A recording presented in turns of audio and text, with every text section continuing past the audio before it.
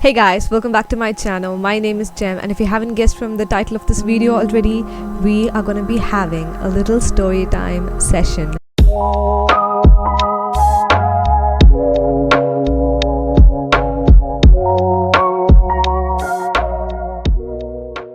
So the time was 8:30 and I was going through this application I found a couple of days earlier, and I thought it would be really amazing to share that experience with you guys because these stories are thrillers, psychological thrillers and horror experiences from readers of that particular app, and the app is called Horror Stories. I know it's a little on the nose, but I will link that in the description along with the timestamps and a place where you can buy my best-selling debut thriller book.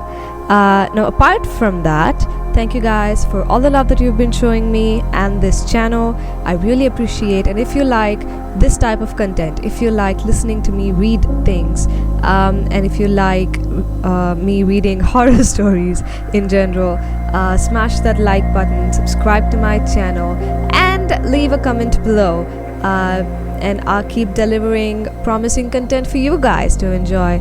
So yeah, without further ado, let's get right into the stories. So if you see me looking down, it's probably because I have the app installed on my iPad as well, because it makes things a lot easier, especially when I'm reading. So I'll be reading from my iPad and my phone is recording this entire thing.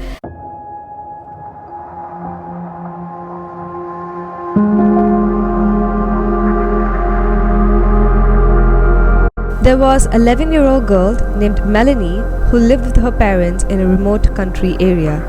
Every morning, the journey to her school took almost 1 hour. She had a lot of friends in school, but because she lived so far away from them, she spent most of her evenings alone. Melanie began to grow very lonely. For her birthday, the young girl's parents decided to buy her a smartphone. They told her she could use it to keep in touch with her friends after school. However, Melanie found that her friends were often too busy to chat to her on the phone in the evening. Her feelings of isolation only grew worse. Then, Melanie's mother had an idea. She suggested that it might be good for her daughter to have a pen pal. Melanie searched the internet and found a website where people could advertise for pen pals. She left a message asking if anyone would be interested in conversing with her.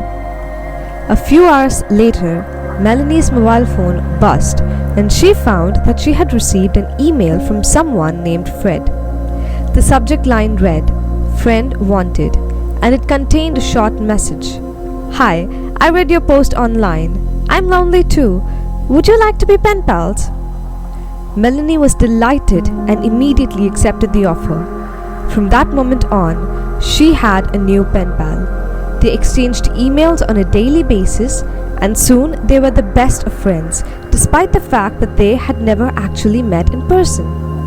As they chatted, Melanie began to realize that she had feelings for the boy. She wondered if he would be her first boyfriend.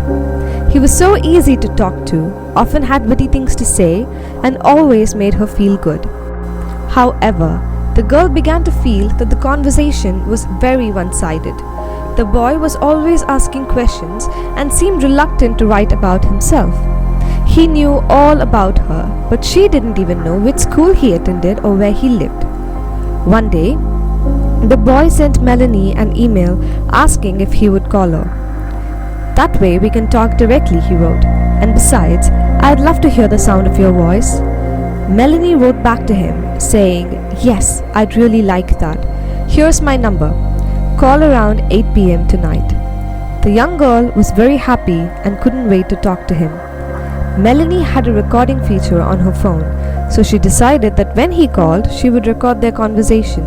She wanted to be able to listen to the sound of his voice whenever she felt lonely. A little after 8 p.m., her phone rang, and her heart began racing as she picked it up and pressed the record button. They spoke for hours, and it was almost 11 p.m. by the time they said goodnight to each other. When she hung up, Melanie lay back on her bed and tried to imagine what the boy looked like. He sounded like he was very handsome. She tried to remember what they had talked about, but it was all a blur.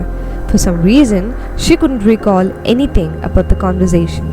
The only thing she could remember was that it had been a lot of fun. After a while, she began feeling very sleepy and decided to go to bed. Suddenly, she heard a voice screaming, "Melanie, what are you doing?" Melanie woke up from a deep sleep and looked around groggily. The hands of the clock were pointing to 2 a.m. She saw her mother standing at her bedroom door. There was a look of horror and astonishment on her mother's face. The girl looked around and realized she was halfway out her bedroom window and on the verge of falling out. Her mother rushed over, grabbed her by the arm, dragged her forcefully back into the room. "What were you thinking, Melanie?" she cried, tears forming in her eyes. "You could have been killed." She couldn't explain what she had been doing, and it took her a while to come to her senses. Gradually, she realized that if her mother had not heard strange noises and come into her bedroom, she would have jumped out the window while sleepwalking. Melanie's mother kept asking her over and over what she had been doing, but the young girl had no idea. Then, her mother grabbed her phone and saw that there was a recording on it. She pressed the play button. The mother and daughter sat together on the bed, listening as the male voice on the recording repeated over and over, "Jump out of the window and kill yourself at 2 a.m. Wow. Just wow. The mere thought of this possibly happening freaks the hell out of me, because it's highly possible to hypnotize a person through phone calls, I think. And I used to be a person who used to make friends, pen friends, all over the world, especially when I think during the beginning Marvel phases. And a couple of my very close best friends are pen pals. One of them lives in Mumbai, and it's been almost 7 years since we met. We met on this application called Kick. I'm not sure if it even exists now, but that's where we met. And it was on a Marvel fan page that we met, actually, on Kick. It was a Marvel chat, and we hit it up immediately.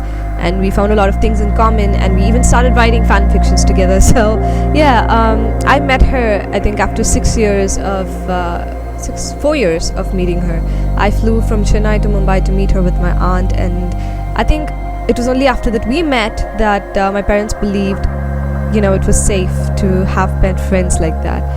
The same thing with my other friend. I still haven't met her. She lives in Kolkata, and she is actually a very, very close friend, almost a sister to me. So the idea that someone could go on the internet, make friends, is good, but the idea of this happening really spooks the hell out of me.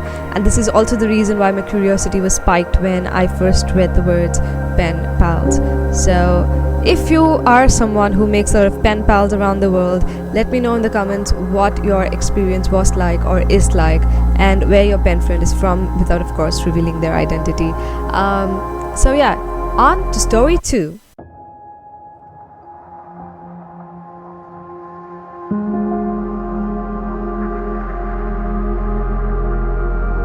There was an old woman who ran a boarding house. She made a living by renting out the rooms to men who worked at a nearby chemical factory. Her house was run down and dilapidated, and the old woman was not very clean. She kept a hand towel in the kitchen to mop up spills. She also used it to clean the house. The hand towel was covered in dirt, grease, and grime. It was more like an old rag, and it smelled disgusting. One day, while she was dusting one of the rooms, the old lady accidentally dropped the filthy old hand towel. It fell down behind a radiator and got stuck. When she couldn't reach it, the old lady simply left it there and forgot about it. The man who rented the room was a lonely and cantankerous old fellow who had no family. The old house was cold and damp, so the man turned the radiator on full blast to keep warm. One morning, the man didn't come down to breakfast. The old woman knocked on his door, but there was no answer. She used her keys to open the door, turned the doorknob, and went in. What she discovered horrified her. The old man was lying dead in bed. His skin was cold and his face was blue. It looked like he had been smothered in his sleep.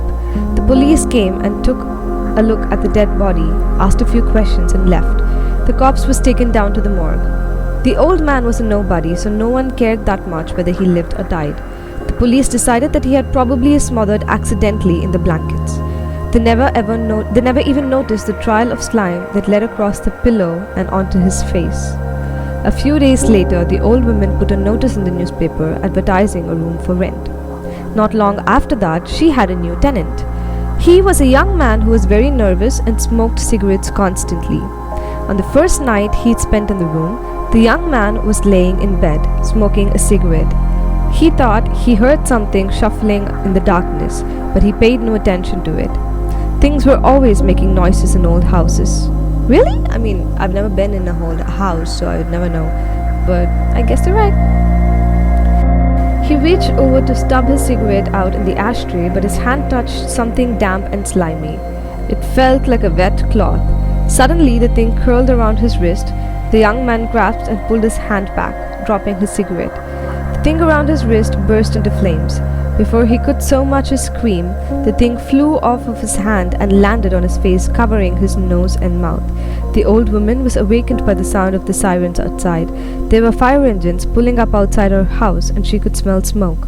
When the fire was put out, most of the old house had been gutted. The old man's charred corpse was found still lying in his bed. The fire department decided that the blaze was caused by the young man's stupid and dangerous habit of smoking in bed. The old woman had insurance, so she collected a large sum of money and bought a new house. She never wondered what happened to the filthy old hand towel she dropped down at the back of the radiator. I mean, I would never give 2 pennies about, a dirty old cloth, but a dirty old cloth going around and murdering people, I wonder what they did to it. Or is it too tired about, cleaning up after people that it just decided to off them instead? I don't know. It's just, like I told you, this app has a lot of freaky stories. Yeah, never mind. Let's just get right into story 3.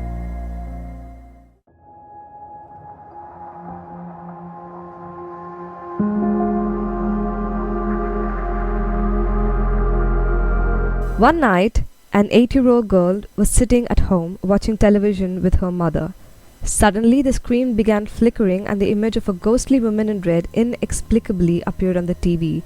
She was holding a small sign that was covered with words scrawled in ink. It read, "This is a special announcement.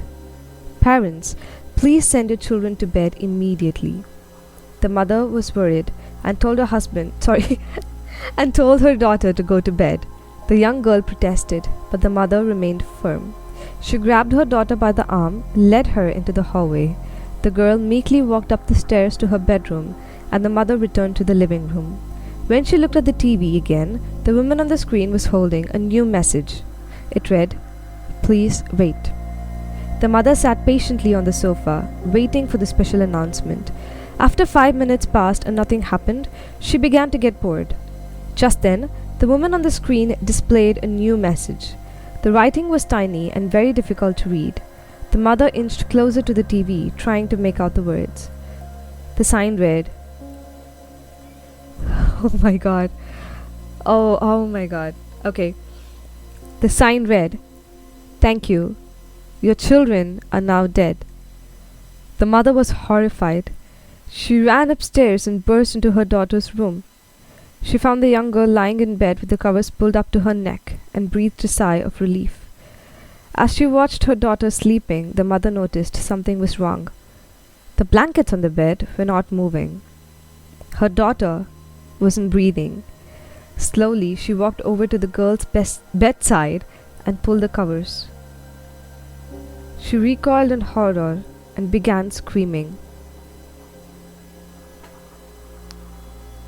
Okay, I am officially scared. On the pillow lay her daughter's severed head. Her body was nowhere to be found. More than 500 children died that night. The police couldn't trace the strange television broadcast, and the woman holding the sign was never identified. I don't know what to think about that. What do you guys think about this story? It makes me wonder, what the story behind the woman who was holding the sign is. And why someone would go around killing children and leaving their heads behind, I have no idea. Maybe. Whoa, I'm just mind blown if you can't tell by this video. If you guys know or have experienced any spooky stuff, let me know in the comments below, y'all. And let me know what you thought about these 3 stories, right? As always, don't forget to click the thumbs up button, subscribe to my channel, and leave your thoughts in the comments below. Love and light until we see each other next time with more horror stories. This is Story Time with Jem, and love and light. See ya.